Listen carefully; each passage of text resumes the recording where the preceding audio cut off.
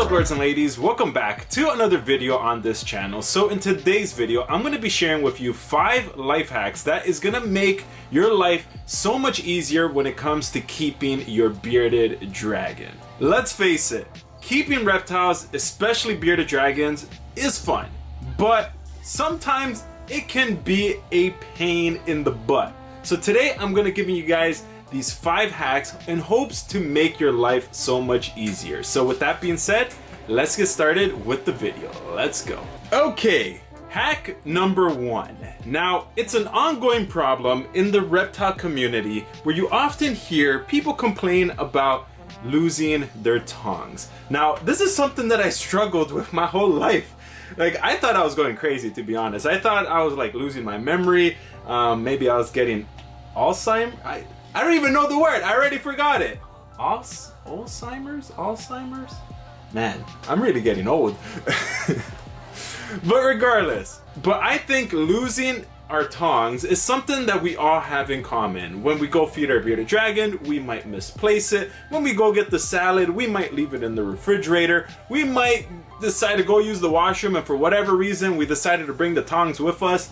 For whatever reason, we always misplace the tongs. So what I decided to do was actually get a magnet and put it on the tongs. Now this is a lifesaver because now you have a magnet on the tongs that you could specifically put it on something that's metal. So for me, I like to put it on my reptile's enclosure and it would not fall, it would not move, and it's almost like a designated place for the tongs. Even if I take it with me to the refrigerator, I could literally just place it on the refrigerator and it will stay. So having a magnet on your tongs is super beneficial, and it's one of those life hacks that now I'm sharing with you guys that I do so I don't lose my tongue. So hack number 2 is for anyone out there whose bearded dragon doesn't like eating any veggies.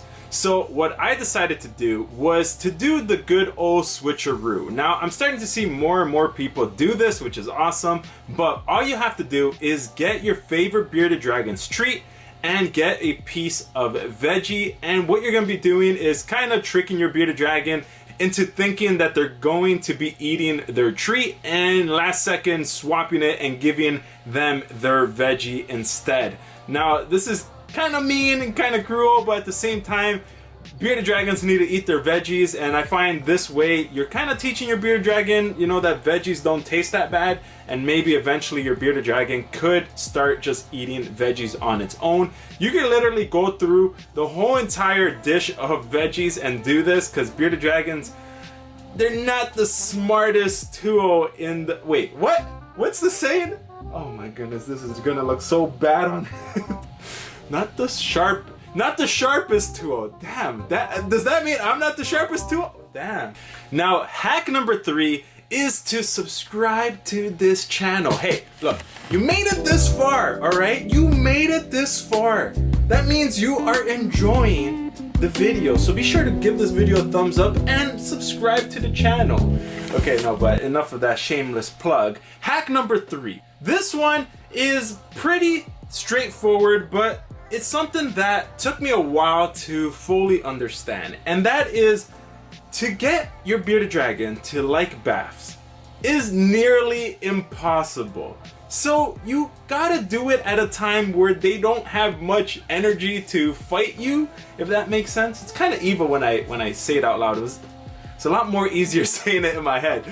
The only time your bearded dragon probably doesn't have that much energy is either later on in the day or right early morning when you wake up. So what I like to do for a bearded dragon that doesn't like taking a bath is to give them a bath in the early morning before their light wakes them up. Now, of course, you want to always take the proper steps to get your bearded dragon to feel comfortable in a bath, and don't just stress them out for no reason.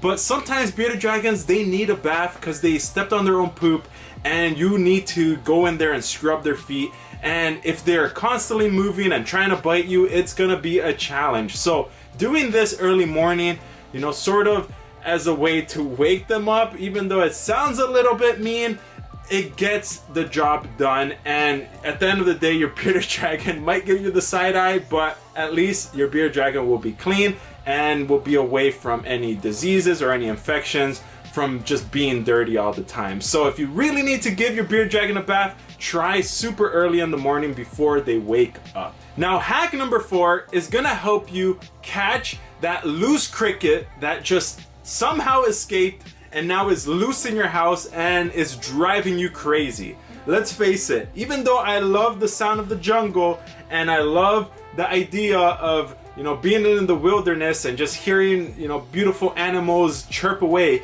for whatever reason, there's just something about a loose cricket in the house that just irritates me. So, a hack for any of you guys out there that have a loose cricket and just can't find it, because let's face it, you go near where the cricket is, it's gonna be quiet and then it somehow pops up somewhere else. So something that I do is I actually get a sticky mouse trap and I would just place it along the walls or the corners of the walls, and the crickets, for whatever reason, they go towards it and they get stuck. Now that is one way to pretty much get your cricket infestation or just the one cricket that got loose, how to capture that.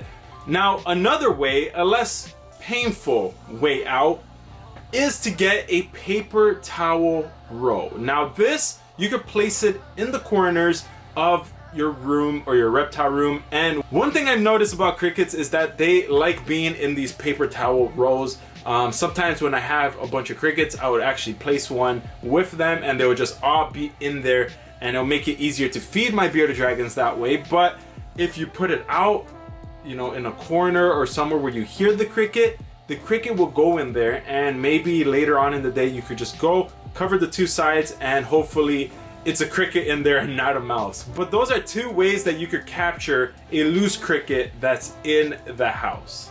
Now the next hack helped me out a lot when it came to giving my bearded dragon salads. Now, if the first hack that I shared with you didn't work, this one might actually do the trick, or you could do both back to back. So something about bearded dragons is that they love movement, and when they see movements that they like, they get really excited. Now, every bearded dragon is slightly different, but my bearded dragons, they love the movement of crickets and they go crazy and they start trying to eat all of it. Now, this goes the same way for superworms and other types of insects as well, but specifically I noticed for crickets. So what I like to do in the mornings before giving my bearded dragon their salads is I would actually throw in 1 or 2 crickets in there and get my bearded dragon fired up to want to eat.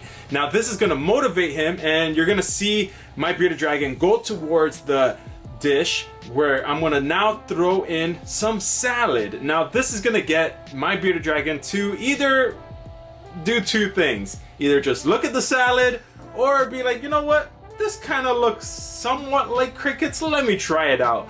So this might be another method that you could get your bearded dragon excited to eat salads, is by throwing in the crickets as well as throwing in the salad. Now don't throw in too many crickets where your bearded dragon's just gonna go crazy and start eating a bunch of crickets, but I noticed that at least 2 or 3 might be enough for your bearded dragon to, you know, get hungry and then take it out on the salad. So those were just some hacks that I use that might help you guys out there who are keeping bearded dragons, or maybe you could apply it to other reptiles like leopard geckos and other types of geckos as well.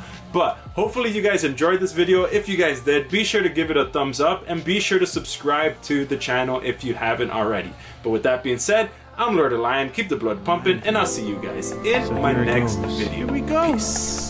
You gotta hit that notification, hit that notification, hit that notification button, baby. You gotta hit that notification, hit that notification, hit that notification button, baby.